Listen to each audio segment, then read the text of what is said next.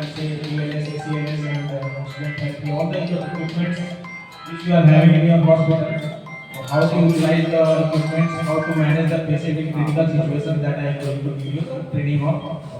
So you can see the entire setup of training module. You can see the total hospital is here now. Ventilator, monitor, syringe pump, everything is here. And despite of this, you are also aware of all these equipments, right? So first, few questions I will ask to just determine that how much you know about these equipments and how to operate these equipment. This simple questions I will ask so that I can judge that how much you know and how to give you, how much to give you. So start करते हैं छोटा सा. Hindi is comfortable and English also. I will mix these two languages. So again, जब भी आप patients को handle करने जाते हैं, पेशेंट्स हैंडलिंग में जाते हैं, your prime focus is to stabilise the patient and monitor, right? Vital monitoring you see and stabilize the patient. How to stabilize the patient? These are your main focus is this. Then thereafter the treatment goes step by step. So our concern is to see that आप जो manage करते हो patients को, तो basic steps जो होते हैं आपके, वो कुछ टेक्निकल वर्ड्स और टेक्निकल चीजें उसके अंदर आती हैं, राइट? तो हम लोग को समझेंगे कि वो चीज हाथ से रिप्लेस करना, okay? So before performing the BLS, what are all the steps involved? What are all the steps involved? वो कौन जानता है कौन से स्टेप्स होते हैं BLS को परफॉर्म करने? हाथ से रिप्लेस करते हैं. BLS को परफॉर्म करना है तो स्टेप्स क्या होता है? First step is this, second step is this, third step is this, fourth step is this. Just raise your hands. If I ask you to perform the BLS on this patient, so this you raise your hands, ma'am, raise your hands, or and anyone? Confidence से आप answer दीजिए, कोई जरूरत नहीं है, आप बोल सकते हो. जैसे मैंने मान लो यहाँ पे क्रिटिकल मेरा वीडियो है ना, अभी इसके अंदर में हमारा वो air and oxygen is both is going into, है ना? आप जो एयर ले रहे हो, जो भी आप ब्रीथ कर रहे हो, तो it is O2 and other gases, दोनों जा रहे हैं, है ना? बट हमारे बॉडी को क्या चाहिए? अदर गैसेस नहीं चाहिए, ओनली ऑक्सीजन चाहिए. तो ऑक्सीजन जो है वो डिफ्यूज करना चाहिए. वो कहाँ, किसमें डिफ्यूज होता है? जो आपके वेन्स है, जो उसमें आपका डिफ्यूज होता है ऑक्सीजन का, ब्लड का डिफ्यूजन होता है. तो ये ब्लड कैरी करता है ऑक्सीजन को, तो ये ऑक्सीजन डिफ्यूज होगा यहाँ से, है ना?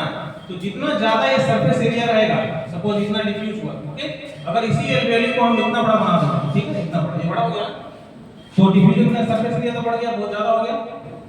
इसमें ऑक्सीजन जो आ रहा है वो ज्यादा जाएगा ना ब्लड में. Now target is C. अभी मैं 21% ऑक्सीजन दे रहा हूं, हमारे बॉडी में अभी क्या चल रहा है? 21%. बट हम लोग इतना ऑक्सीजन सैचुरेशन गेन कर रहे हैं 97% या 100%, है ना? ये तो जा रहा है ना हमारे बॉडी में. देखा है कभी प्रेशर 23, 32 देखा है ना आप लोगों ने? तो this is just like that. So we are putting what? Pressure. तो अभी वॉल्यूम भी होता है, बट उसका कॉन्सेप्ट अब खत्म हो रहा है, कम हो गया है, वो कैलकुलेटेड वॉल्यूम होता है. नाउ इस प्रेशर को हम लोग क्या बोलते हैं? इसी प्रेशर को बोलते हैं हम लोग पी. सुना है आप लोगों ने ये वर्ड? पी सुना है आप लोगों ने, है ना? ठीक है, पी सुना है आप लोगों ने सब? पी हमारे लंग के अंदर में एल्वेओली में जो प्रेशर कंजर्व होता है एक्सेलेशन के बाद, आफ्टर एक्सेलेशन आप सांस छोड़ देते हो, सांस लिया, सांस छोड़ दो. Now the remaining pressure inside your lung alveoli, उसको बोलते हैं हम लोग P, remaining pressure, not inflated pressure. तो इसी को बोलते हैं पॉजिटिव इंड एक्सपिरेटरी. एक्सपिरेटरी के अंत में इंड एक्सपिरेटरी. पॉजिटिव मतलब हमेशा प्लस में होगा, माइनस में नहीं. Plus positive in acceleratory pressure. नहीं ले जा रहा, फिर छोड़, फिर सांस लिया, सांस अभी लेना स्टार्ट करेगा, सांस ले, और सब नहीं लिया जा रहा, छोड़। अगर मैं बात करूँ आपके हाथ में सबसे इम्पोर्टेंट डिवाइस ये है जो तुरंत लेकर भागते हो किसी को कुछ प्रॉब्लम है। इसमें बहुत सारी चीजें दिख रही है, तो every part has some roles. Artificial manual breathing unit, देखो ये मैनुअल ब्रीदिंग यूनिट और that is what, artificial automatic breathing unit. This is automatic, this is manual. Means ये क्या है, this is manual ventilator. Ventilator ही तो है ना। तो वेंटिलेटर में जो फंक्शंस होते हैं वो सब इसमें भी होना चाहिए, है। समझ जाओगे ना तो वो आपको आसान लगने लगेगा। इसको जब आप कॉन्सेप्ट को समझ जाओगे एक चीज को, तो that must communication one way flow के साथ वो चले जाते हैं पेशेंट में, इसलिए बहुत जरूरी है। तो ये हो गया।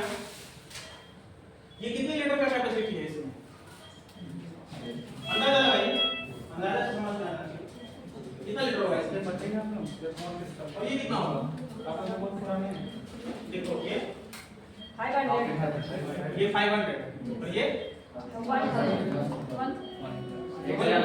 1 लीटर, 1.5 लीटर है, इससे 3 गुना है। कितना होगा इसको, इसमें 1000 है, बट देख लेना आपको कितना है इसमें, नहीं लिखा होगा, but I think this is 1 litre. तो ये इन्फ्लेट नहीं होगा, इधर साउंड आएगा, आ रहा है ना साउंड, ये इन्फ्लेट नहीं हो रहा ना, आपको अंदर देख रहे हो कि इन्फ्लेट हुआ नहीं, आप फिजिकली उसको विजुलाइज करोगे वो 15 लीटर भी चलेगा इसमें और अप टू 70 लीटर तक चलेगा इसमें। 70 लीटर का फ्लो, हाई फ्लो से 70 लीटर तक का फ्लो देते हैं, तो इंक्रीज ऑक्सीजन लेवल। अब इसका क्या कॉन्सेप्ट है ऑक्सीजन थेरेपी में भाई, हमने बताया आपके पास एक पेशेंट क्रैश हुआ है जिसका मुझे असेसमेंट करना है वेदर ही इज अलाइव और नॉट। सबसे पहले तो ये है कि वो अलाइव है कि नहीं, वो पहले पता करना है, उसके बाद हम लोग नेक्स्ट स्टेप में जाएंगे। तो पेशेंट कहीं भी हो सकता है, तो you have to just imagine a scenario कि पेशेंट तो हो सकता है कि नदी में डूबा बाहर आया हो, कोई बिजली से झटका लगा हो, कहीं नाली में गिरा हो, कहीं सड़क से एक्सीडेंट हो गया हो, कोई फायर, कोई क्रैकर्स का कुछ भी हो सकता है। तो मुझे क्या करना है, उसकी लाइफ बचाने जानी है, ठीक ना, मुझे सामने वाले की लाइफ को सेव करना। तो सेव कब करेंगे, जब खुद सेव हो गए। तो अपने पहले याद रखो, you are going to save the life, but your first priority is to save yourself first. तो हम लोग रिस्पॉन्स फर्स्ट, तो रिस्पॉन्स चेक करने के लिए the best way whether it is male और female to flatten shoulder, clear है। तो 10 सेकंड्स तक आपको ये करना है, छोड़ देना है, ताकि इसको पकड़ के रख सकते हो, देयर इज नो ये वे। तो ये आपको करना है 5 सेकंड्स में 1 time. How you calculate this, तो लॉक कर दीजिए, ठीक है। ये नोज पोजीशन है, माउथ पोजीशन है, पकड़ लिया, ये देखो सी से मैंने इसको क्लैंप किया, ओके क्लैंप, और इसको ई से प्रेस नहीं कर रहा है, प्रेस कर दिया, उसको लिफ्ट कर दिया, ठीक है। ये एयर में ओपनिंग हो गई इसकी, तो जो भी फ्लो मैं दूंगा ना, ये बहुत आसानी से उसको इनहेल होगा। अगर आप बेड पे कर रहे हो तो कंप्रेशन में मे नॉट बी वो हार्ड एंड फास्ट जो बता रहा था मैं, वो आपने अचीव नहीं कर पाओगे। So that is why flat surface is required. जो आप प्रेशर दोगे वो एब्जॉर्ब हो जाएगा इस गद्दे में, इसलिए गद्दा नहीं रहना चाहिए। इसमें वो सीपीआर बोर्ड होता है हॉस्पिटल में, होता है ना, आप लोगों को देखे होंगे, हर एक बेड में होता है। और काउंटिंग करनी है ताकि जोर जोर से बोल के 1 2 3 4 ऐसे 30 टाइम्स काउंट करना है। तो ऐसे देखो, आपको कंप्रेशन भी 2 to 3 सेंटीमीटर ये आपका होना चाहिए, 5 to 6 centimetre, 2 to 3 inch, 5 to 6 centimetre, ठीक है। तो कंप्रेशन देखो, मैं कहीं से भी, मैं कंधे को दबा रहा हूँ, मैं इधर कोई प्रेशर नहीं डाल रहा, मैं ऊपर से कंधे को अपने प्रेशर कर रहा हूँ। कोई भी हल्के फुल्के आदमी भी एडजस्ट मत करो। अंकल आप ठीक हैं क्या, आप ठीक हैं? अरे कोई आओ, लेट मी मेरी पेन से कुछ और सांस चेक करेंगे, अगर नहीं हो रहा है तो फिर कैरेटेड पल्स चेक करेंगे,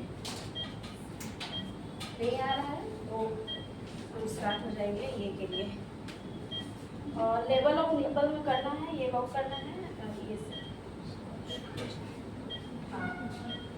1 2 3 4 5 6 7 8 9 10 11 12 14 15 16 17 18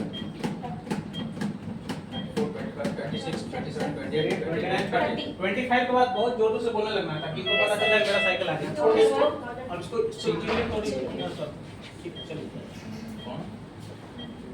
1001 1002 1003 1004 के बाद एक बार ठीक है, दौर हो गया फिर से स्टार्ट हो जाना। तो अभी